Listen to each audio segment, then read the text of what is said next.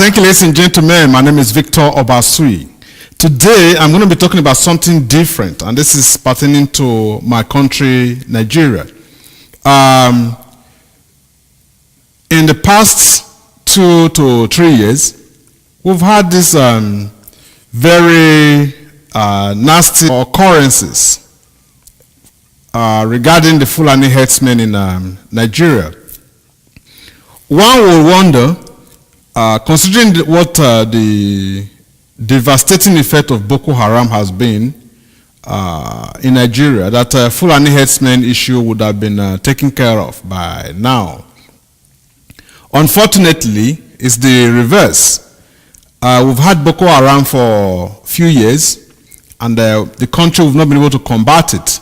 So you wonder why we will allow another situation spiral out of hands. As a child growing up, we've always had Fulani Herdsmen. Actually, then we used to play with them when we see them around with the cows. And they never went to people's farms, to the best of my knowledge. They will come around, they graze, maybe go into the fields and take their cattle and they're gone. And then when the Fulani Herdsmen that we knew, when they came around, the only thing that they carried with them were bow and arrows and probably sticks to control their cattle. Then fast forward to today, Fulani Herdsmen now come around with AK-47 and other sophisticated guns or weapons. How did we, the same Fulani Herdsmen that were able to control their cows with sticks and just bow and arrows, how did they change from that stage to getting to where we are right now, where they carry live ammunitions around? One of the, my most probable answer would be that considering where we were then and where we are now, of course, the crime level has changed significantly. Then, even if when thieves broke into your house then, all you needed to do was to shout for the neighbors to come, and most of the thieves will run away. And that was just enough. Then worst case scenario, people had like a machete and like sticks or things like that that they used to scare the thieves away. But the thieves that we have today are very different. And we can, if we look back, we can probably be able to trace it to not too far away from us. With the politicians came the thugs. They are political thugs. And politicians started arming their thugs with sophisticated weapons to fight their political opponents. Now, after elections, what happened? They don't take back those ammunitions from their thugs. They leave them with the thugs. Now, the thugs became very armed. Thugs, obviously, after elections, had all these guns. So, and now there's no longer, the politicians don't need them anymore. So what happened? The thugs became armed robbers. And now, of course, they're more armed than the police. So, of course, they became a force to reckon with on their own. They were no longer scared of police. Even if you call the police themselves are afraid. Gradually, the locals started arming themselves too. By the time we knew what was happening, guns were all over the place. Now, the Fulani Herdsmen, let's take it back to them now. No, I don't think the same way that everybody tried to protect themselves by getting better weapons in case the thieves came around, I would think that that's why the Fulani Herdsmen also chose to arm themselves more. Because if they lose one cow, they know how much it is. So, whoever owned the cows started arming the herdsmen with more guns in order to protect themselves and to protect their cattle. Then, fast forward again to where we are now. Fulani Herdsmen, the man with the power, has so much authority. I guess these guys realize how much authority lied in their hands with the weapons that they have. They know nobody, even the white man says is a foolish man that fights with or that questions the authority of the guy that's armed with a gun. Now, Fulani Herdsmen, realizing how much powerful they were, and knowing that the local community members cannot oppose them, started taking their cattle into the local farms. At the initial stage where this could have been stopped, our leaders didn't think it was necessary, because I know lots of the farmers were complaining at the time that, look, this the Fulani herdsmen will come into their farm and just wreck the farm completely. So gradually, situation became worse. Local farmers will call the police attention to what was happening in their farms. Then police response was always like, oh, their hands are tied. So they called the attention of their representatives in the House of Reps, Senate, and House of Assemblies. Same answers. Our hands are tied. The state governors, our hands are tied.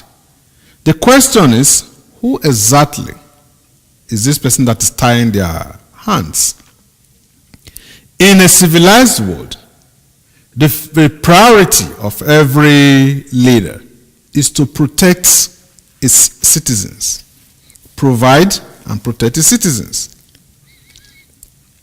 In Nigeria, it's almost the opposite. The government no longer is able to provide for the citizens basic amenities. Electricity is zero or close to zero. So citizens have to provide their own generators to power their houses. Water, or let's say pipe-borne water. These are things that we had when I was growing up as a kid. And we didn't have generator in my house, and most people never had generators, and we functioned very well. Then, water.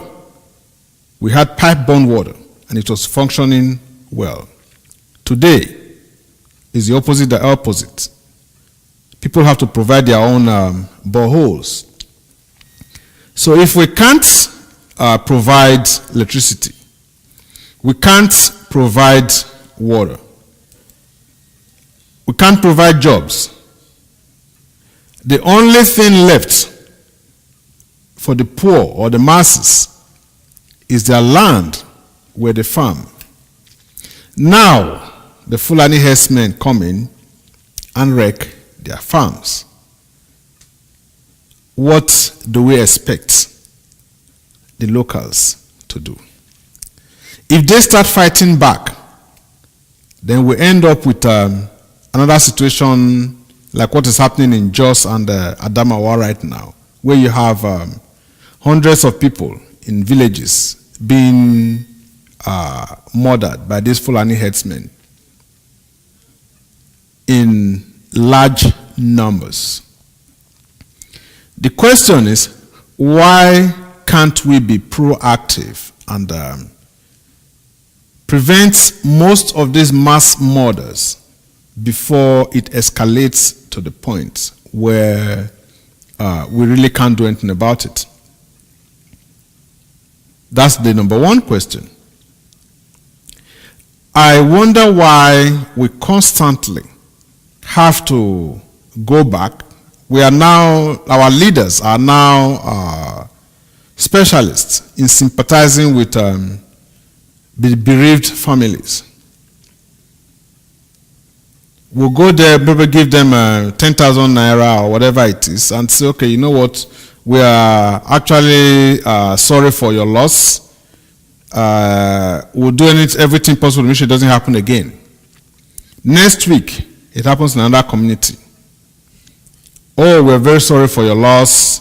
We are doing everything possible to make sure it doesn't happen again. The question is, when is this going to stop? When is this going to stop? Are we not tired of bloodshed in Nigeria? I live in Canada and I've never seen cattle on the streets one day.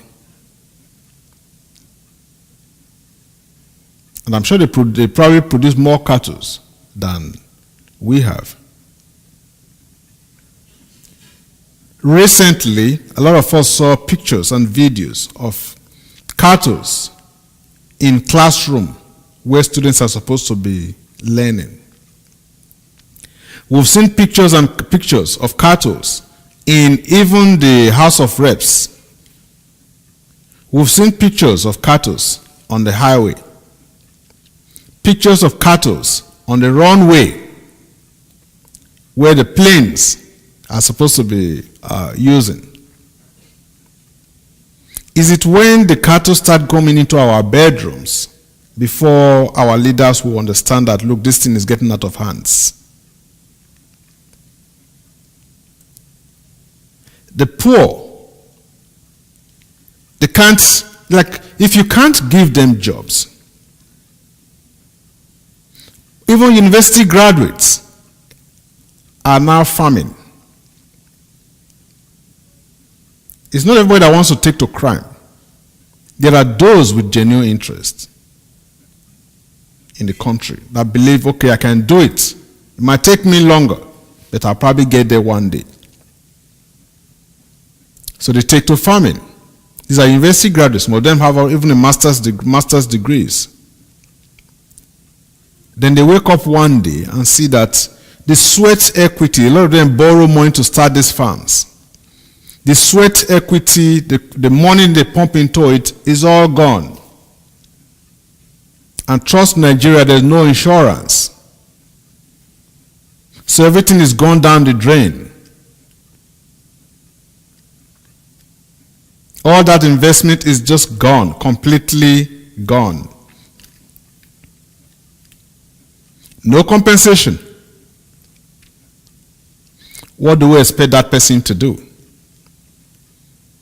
Tomorrow, if this person takes up arms and becomes maybe an armed robber, whatever it is, what do? We expect the person to be punished.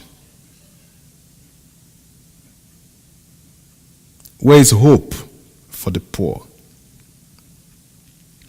That's the question. Where is hope for the poor? If you take if the jobs are not there, their only hope is to use their land to farm. And now the Fulani Herdsmen come in, they wreck the farms, rape the women in the farm, kill the owners of the farm if they stand in their way.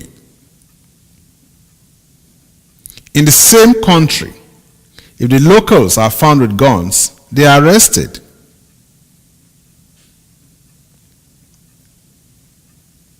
Yet the Fulani man parades with AK-47 and is free to move around. My question is, are these Fulani herdsmen, are they different breeds of Nigerians? Do we have different breeds of Nigerians?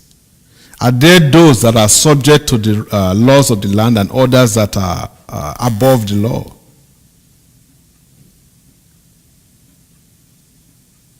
These are questions that I think needs to be answered. It's unfortunate also that the same citizens, 2019 is around the corner for election. These same leaders that are telling them our hands are tied will have the guts tomorrow to come back to ask for re-election. And funny enough, they will win the election again. they will win the same election again. Right? The same people will be re-elected. Our people should understand by now that politics of stomach infrastructure should be put aside. It is sad that the same person that put you in bondage for 4 years, telling you that their hands are tied, will come back and be re-elected. All they need to do is they already know that they give you a bag of rice for 20 of you to share. You will vote for them. Or they give you like little peanuts and you go back and vote for them. It is time we stop selling our votes. A bag of rice can only last you for a few days.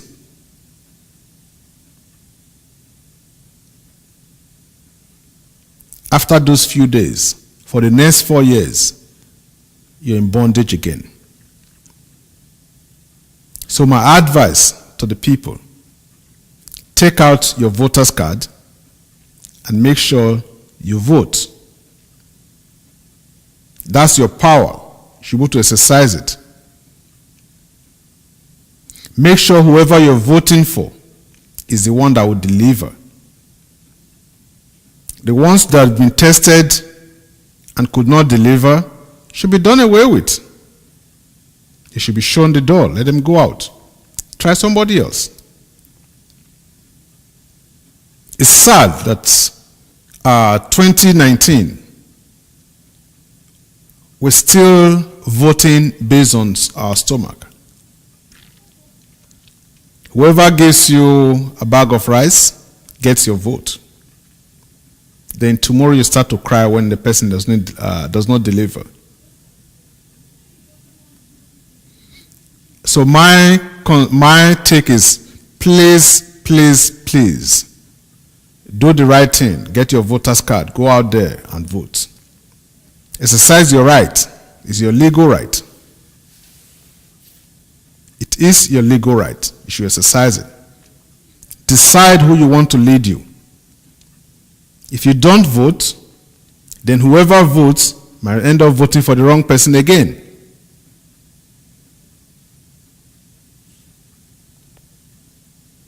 And then you get to suffer for it. But if you vote, your conscience is clear that, okay, you've done what you're supposed to do. So please, let's use our votes wisely. And to the leaders, you should also understand, when you ask people to vote for you, they trust you with their votes. Don't betray it.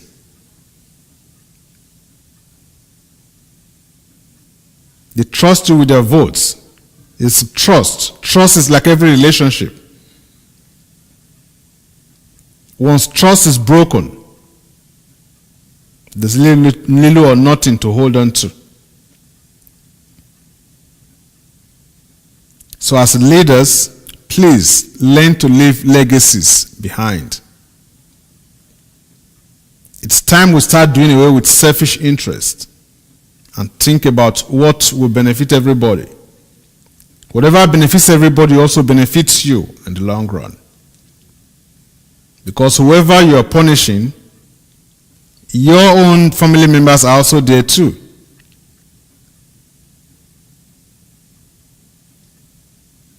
You go in there, you steal and steal and steal and steal and steal, forgetting that one day you also have to pay the price too.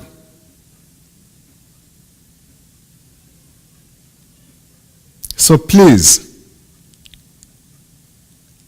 enough bloodshed in our country. It is time. We're all brothers and sisters. Why should we kill ourselves?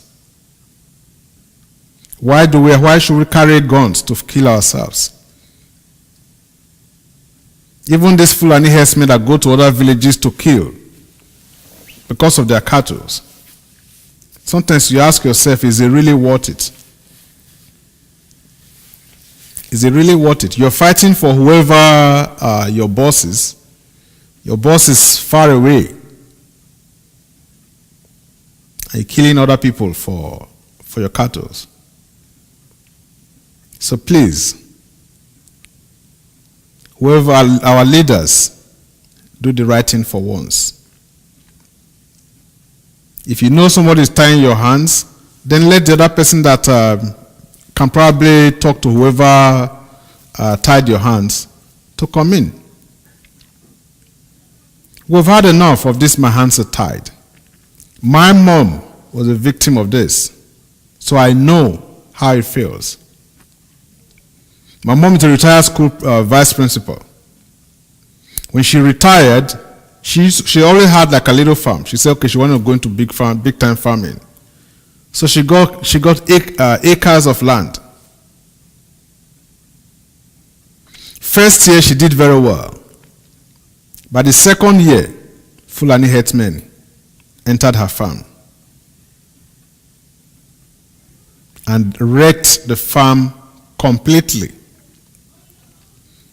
My mom's luck was that her kids are all grown. So we told her, you know what? It's time to get out of this before it gets worse. And luckily she listened to us. She was never compensated. So all the funds from her gratuity, retirement, and everything that she pumped into that farm went down the drain.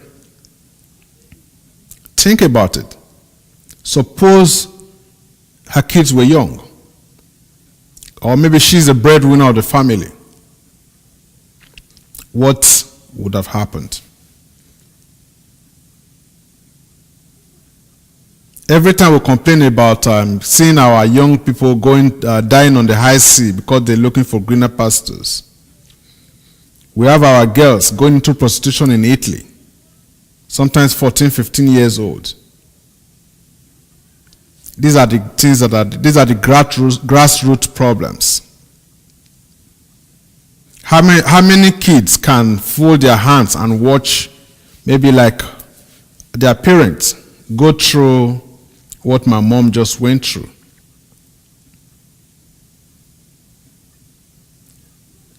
If my mom, if we were young kids, that means we probably would have had to stop school.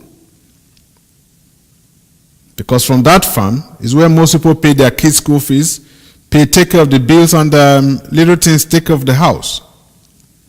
If my mom was the breadwinner and such a thing happened, that means we would have stopped school. Somebody already lost their job, now decided to farm. You tell the person again like everything is gone. It means there's no hope. So when the kids know that there's no hope, they have to do whatever it takes to survive. So a lot of these kids that drown on the high sea in quest for greener pastures, it's not really their fault. Some of them are pushed to the wall. Little girls going to prostitute themselves because there's no hope. If you give them hope, more than half of those people, I'm sure, will not embark on those journeys, especially knowing what happens on the trip. But when you're pushed to the wall, you got to do whatever you have to do. And I think that's what pushes most of them into this. So instead of every time when things get worse before we start trying to fix it, Nigeria has brilliant brains.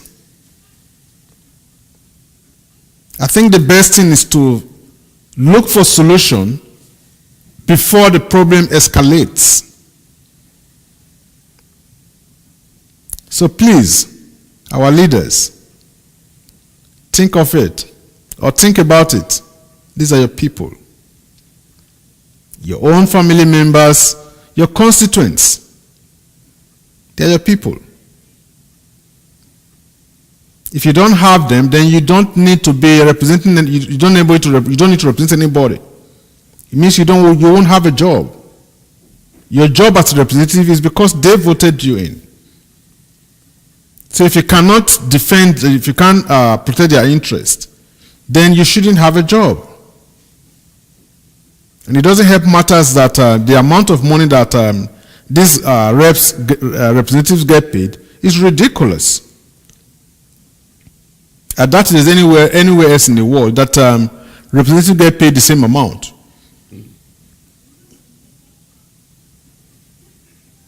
So thank you, ladies and gentlemen. My name is Victor Obasuyi.